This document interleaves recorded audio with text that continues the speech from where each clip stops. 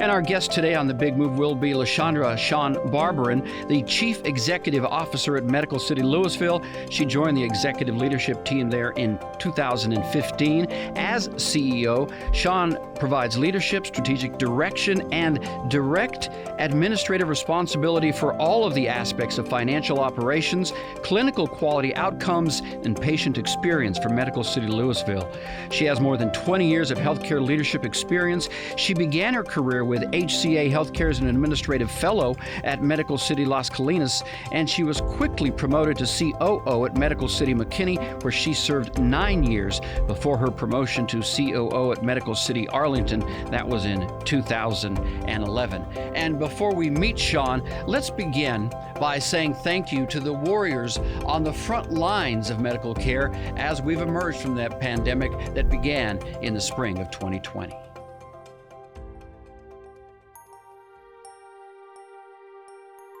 In my career, this is the first time I've ever seen this unmeasurable fear among our team members. But in COVID-19, you have to kind of put self to the side. The emotional and physical exhaustion of treating COVID-19's victims is felt most acutely by the heroic clinicians putting their own lives at risk. But all of us, including those of you participating here today, are affected, working in unusual circumstances under stress and fear. Today we meet together for the first time since the crisis began in support of your mission to better meet the needs and expectations of your clients. But another outcome is possible, providing actionable recommendations to re-energize this journey in your chosen profession. I think the solution is in the day-to-day, at the level of the group, and looking in to see what those people need to help rejuvenate them. And that's priceless, right? Maybe it's like the fountain of youth, that you're able to kind of go back to that moment and just to say, you know, why am I here? My goodness, when you see that and you realize what our clinicians did, what an amazing thing to do to really honor them. Sharn Barbarin joins us now, the CEO of Medical City Lewisville, and your reaction to that little piece we did there, just to honor our clinicians, our nurses, and all that they did for us during these last 2 years and a couple months. Wow. First of all, just debt of gratitude, Mm-hmm. significant gratitude, forever indebted to them for their selflessness, for bringing their expertise, their excellence, as well as their hearts to work each and every day. My daughter is a nurse, Sharn, and so to see what they went through, to know how much true sacrifice they made, it is quite a thing, isn't it, to understand that the profession of medical care really has been transformed over the last few years, hasn't it? Absolutely, absolutely. I think that for us, of course, going through a pandemic, something that many of us have never seen in our lifetimes, it challenged each one of us in terms of how do we care for patients, how do we care for each other? How do we support each other? How do we protect our colleagues so that they can do the work of caring for the community we serve? So when we talk about Medical City Lewisville and what they've done to care for our community, we can't just exclude the community of healthcare providers that are part of this ongoing effort that it continues till today. But let's start right there. Talk about Medical City Lewisville and how they have emerged from the pandemic, how they have cared for this community during this time. Yes, absolutely. I think during this journey, for me, I began the journey with two clear missions, and that was to protect our staff and our medical staff so that they could do the work of caring for the community. And so with that, the first, of course, that I think comes to mind is just PPE, personal protective equipment. We are very fortunate in that Medical City Lewisville is one of 14 hospitals within the Medical City healthcare system, one of 186 hospitals in HCA. And so I share that because it gives you a little context into the broad scope and scale of our access to the things that we needed to protect our staff. So we never had any shortages with regard to PPE. And we always had appropriate access to gloves, ventilators, equipment, BiPAPs, everything that a nurse and a physician would need to take care of our patients. And from there, I think that the next journey was as soon as we got access to the vaccine, that was a wonderful gift for everyone because we were able to provide our staff with the additional assurances that they needed to protect themselves so that they could go about the work of caring for our patients as well. Because that was such a difficult time, especially in mid-2020 when the vaccine was just rolling out. Yes. And the clinicians, although you have to care for patients, you have to care for yourself as Yes, well, don't you? Absolutely. Well, and to speak to that, was very in tune to that component of them taking care of themselves and at the same time recognizing their fears, their questions at the time early in COVID. We really didn't know how the disease would progress, how did it spread, et cetera. We began to get a lot of information very quickly. And so tremendous credit to the team for being very agile and adopting change pretty quickly. But as a component of that, to your point, I recall us initiating hospital-issued scrubs, Right. so that if there was any contaminant, you could feel safe in knowing that you'd come to work, you would then place your scrubs on. Before you left to go home, you would get out of those scrubs. You would leave them there at the hospital, and you would not be spreading anything to your families. And for those that still had concerns, we did an excellent job of ensuring that we had hospital staff that had accommodations in hotels, so that if you still didn't feel comfortable going home and you were working in a COVID unit, we would have those hotel accommodations free of charge, of course, for anyone. Well, what I read about that I really loved was this idea of this pillar of caring that you created within the hospital. Describe that to me, and what a beautiful way to name it, to give it that sort of definition. Tell me what that did for the staff. Yeah. For us, it was inspiring. It gave them additional support that they needed. It gave them additional motivation, as well as cohesiveness. And that pillar of people is just recognizing them as mothers, fathers, sisters, brothers, recognizing their entire human being.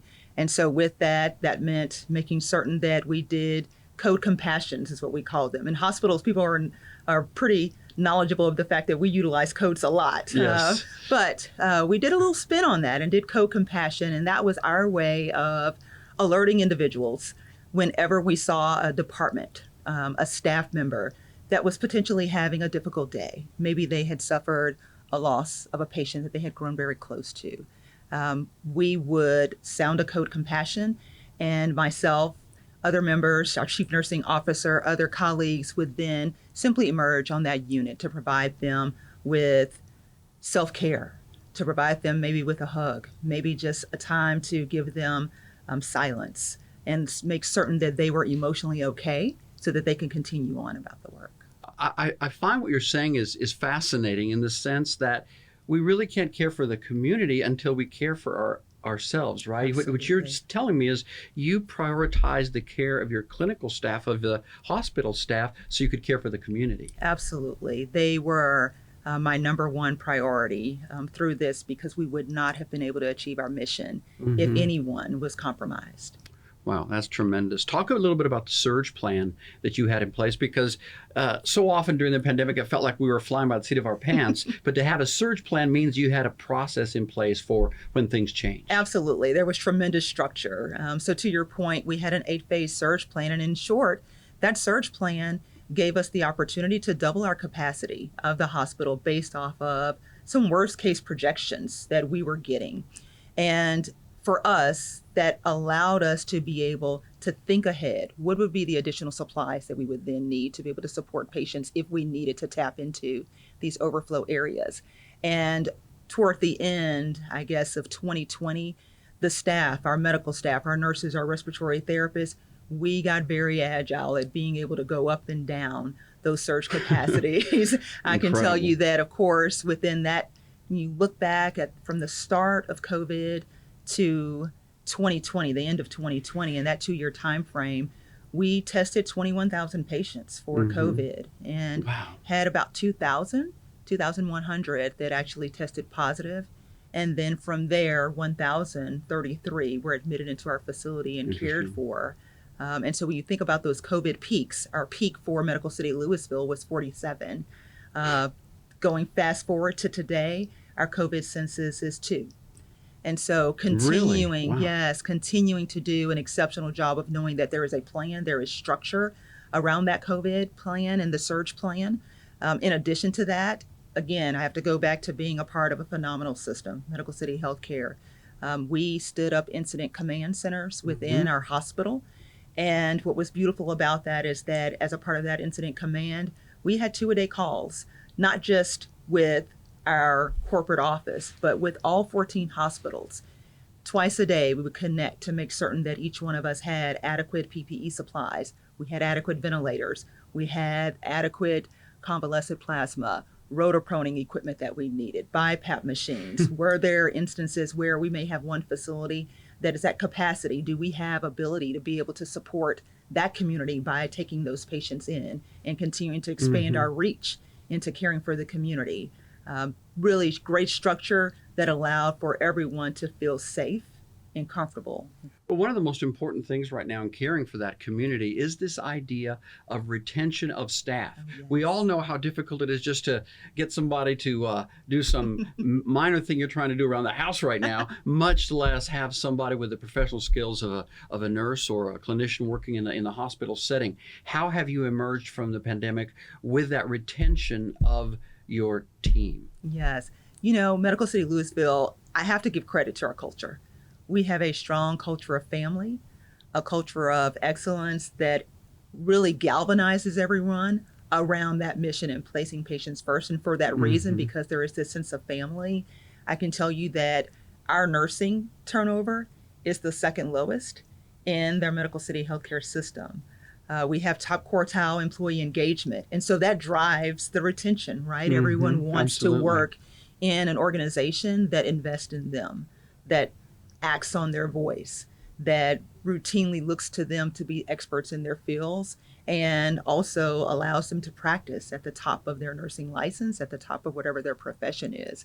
And so throughout COVID, we did not have any layoffs throughout that COVID journey, and to this day have that second lowest turnover. Well, congratulations. You know, when you meet Sharn, you can see her compassion and the care for her staff immediately. I just met you and I can see that and feel that. Tell me a little bit about your background and how, you know, the CEO has so much responsibility. At the same time, to have that personal touch is so important. So I'm sort of curious about your background and how you came to being here today. Yes.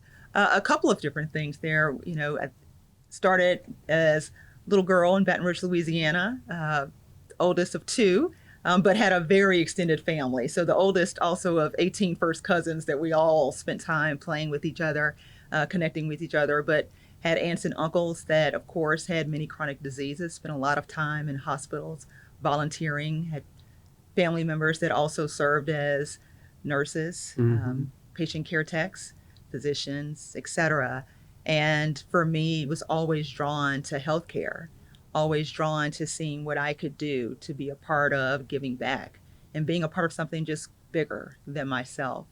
And so along that journey, attended LSU and got my bachelor's there. I think that the human side of me is really tied to the fact that my bachelor's was actually in psychology with a minor in sociology. So just understanding individuals, understanding groups, and tapping into their strengths and elevating them really speaks to who I am and my culture as an individual.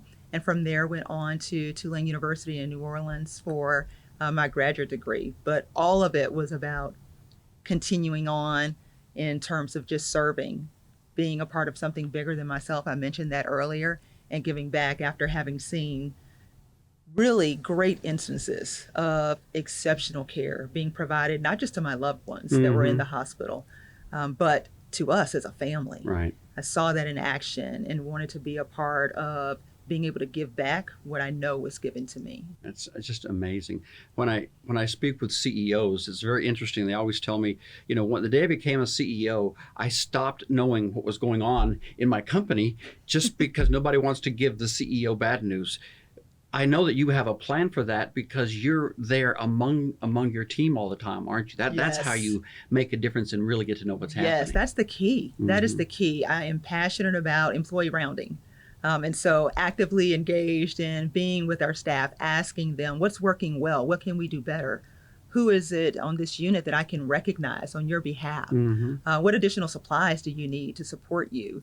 So that is definitely a driver in not just making that individual feel that they're contributing and that they are a part of success, but it elevates our performance and it lets them know that their voice isn't just going into a box. We're going to act on that voice. And so feel really proud about that. For those that don't know, a rounding meeting is like a little huddle in the middle of the day just to stop, regroup, and think, what do we need? How can we be better? Those Yes. rounding meetings are essential, isn't it, to communication inside the hospital? Absolutely, absolutely. It's really the heartbeat. It's the heartbeat of the culture of the organization. So in addition to doing that, I also do walk-a-miles, and that's an instance where I will spend 3 to 4 hours in a given unit working side by side with a OR nurse, with a lab tech, with a respiratory therapist, just seeing their processes, getting an opportunity to, one, give them gratitude Right. and acknowledge them for the work that they do. And at the same time, give them an opportunity to share with me. Are there perhaps some opportunities and processes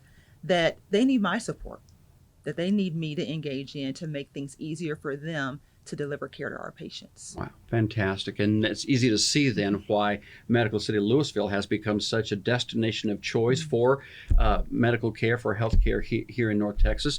Brag a little bit about the hospital and just all the accolades that you've received. Wow. Well, the one that really just kind of stands out for me, it's a recent award, is being voted as the best place to have a baby by DFW Child Magazine. So very proud and honored that our families trust us. I think that it is a gold seal of confidence from the communities that we serve, that this is a place where they not only care for us to take care of mothers, but kind of our most precious, which is any child that's born into this world. In addition to that, from a quality standpoint, very honored to be a Leapfrog Grade A facility, and that is an agency that actually has about 400 measures that assesses the safety, the patient's safety, and the processes at an organization. And so we've been proud to be an A facility for 7 years now, and proud to have the highest A grade within our system. And when I saw that list, Medical City had, I think it was 11 different hospitals that were on that A list. So congratulations. Yes, very proud of that. And again, I think that it speaks to that culture of just wanting to ensure that we are delivering on our commitment to our patients. So you're also a level 3 NICU, NICU hospital. Explain what that means. Yes, that basically means that we can take care of the tiniest of tinies, 24 weeks to 29 weekers, multiples. So your triplets, of course, your twins, as well as high-risk moms. Now in today's environment, we have more mothers that have pre-existing conditions. Maybe they're not having multiples, but maybe they have prediabetes. Perhaps they have congestive heart failure or cardiac issues. It's good to know that in our facility that they would have access to all of the specialists that would be able to care for them, as well as their little ones, should the baby need to go to a neonatal intensive care unit. And what is a level 3 maternal designation? It actually is a state designation. So all facilities have the opportunity to apply for state designation. We're proud that we're the only state designated level 3 NICU, and it actually just lets you know the level and the age of a baby that we can take care of.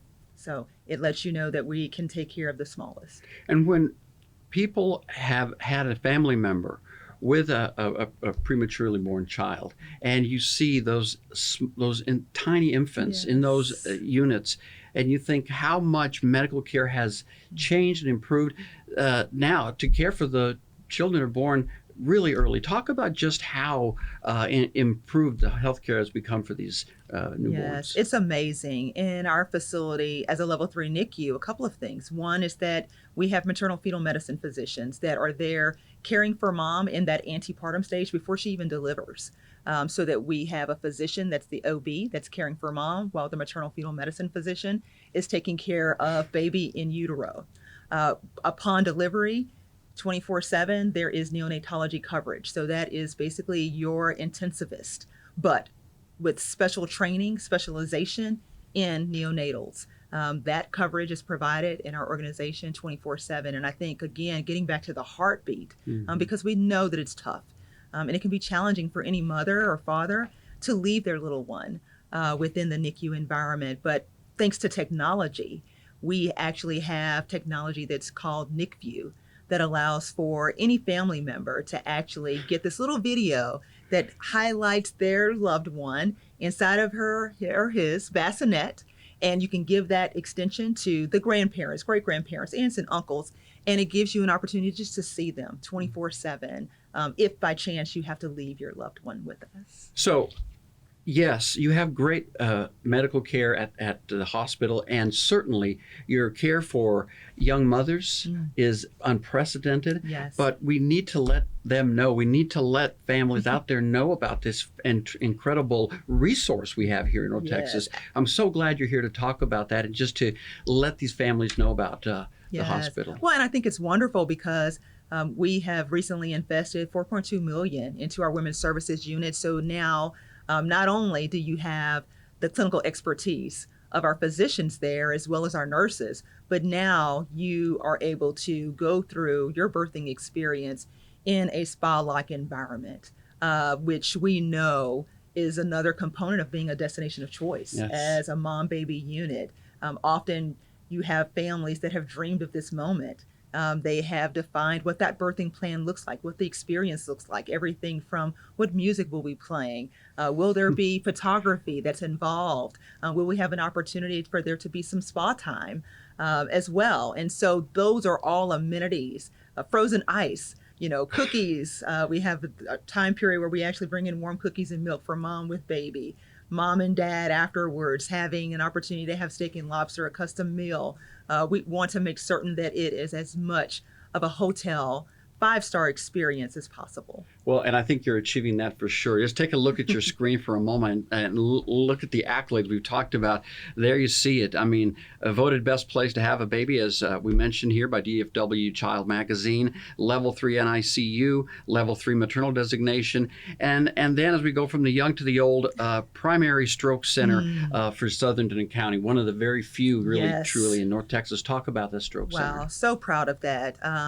That is important to our Louisville community for a couple of reasons. We often know that in dealing with a heart attack, you want to get to the hospital as soon as possible. And people will say, time is muscle. Well, the same holds true for a stroke. Time is brain. And we know that the moment a stroke occurs, that you begin to lose 1.9 million brain cells per minute. And so the fact that the City of Lewisville, as well as surrounding areas, have access to a primary stroke center means that you have access to a hospital that has the therapeutics and the interventions to be able to, one, stop the progression of stroke, and in some cases, reverse the progression of stroke. That is incredible. And when you consider that heart disease is still the #1 killer in the United States, regardless of everything that's happened, heart disease won't release itself from that #1 spot. So your comprehensive cardiac program is essential. Also highly coveted and awarded. Tell us about the program. Yes. Not only do we perform cath lab procedures, which allows us to be able to kind of go in, put a stent in the heart to break up that blockage. But for some patients, they actually need a full CABG, full open heart surgery. And so as the only facility within that Southern Denton County area, we're able to take care of even the most significant cardiac issues.